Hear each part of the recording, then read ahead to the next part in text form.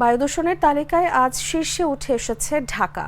আজ সোমবার বায়ুর মান পর্যবেক্ষণকারী সংস্থা এয়ার কোয়ালিটি ইন্ডেক্সের সূচক থেকে জানা গেছে এসব তথ্য।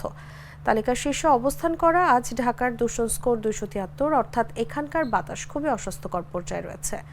দ্বিতীয় অবস্থানে রয়েছে পাকিস্তানের লাহোর। এই শহরটির দূষণ স্কোর 230, অর্থাৎ সেখানকার বাতাস খুবই অস্বাস্থ্যকর অবস্থায় রয়েছে।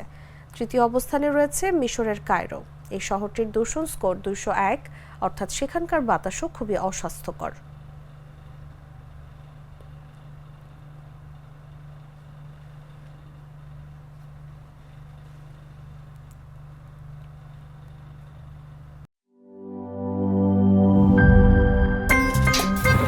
আমার একটা স্মার্ট সিদ্ধান্তে 25% গ্যাসের খরচ কমেছে। ভাবছেন কিভাবে?